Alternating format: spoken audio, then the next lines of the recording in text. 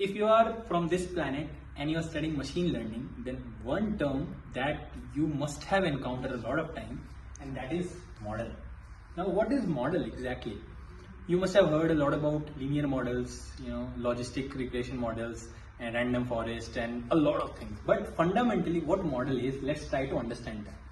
Suppose I have an X and a Y.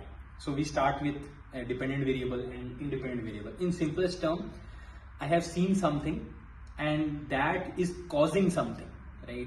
Suppose there is a number of channels like radio, television, and I'm giving ads on that, and it is increasing my sales.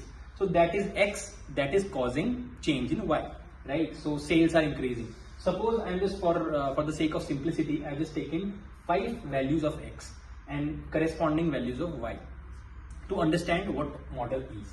So see, when 1 equals to 1, like when X equals to 1 and Y equals to 1. When X equals to 2, then Y equals to 2. When X equals to 3, Y equals to 5. When X equals to 4, Y equals to 8. And when X equals to 5, Y equals to 10. What this is trying to demonstrate is that as X is changing, my Y is also changing. That is, there is an effect in Y due to X. Now that effect you can see it is positive, right? Now if I just join these points, in a linear line, whatever I get is my model. Yes, that equation, that is my model. Suppose if this equation is given by y equals to mx plus c, where m is nothing but slope and c is nothing but intercept, right? So that is my model. Now what exactly is special about model? It understands few points and then it draws a pattern out of it, and it can predict now any value that you put, right? Suppose now I want to see that what is the value of y at x equals to 6. I do not know what exactly, right? So I am just predicting if x equals to 6, what can be the y value. So as per this line, I can see my y value will be around 10.2 something. So my y equals to 10.2. Now that is nothing but my y pred, that is predicted y. Now see, in real world I see that my actual y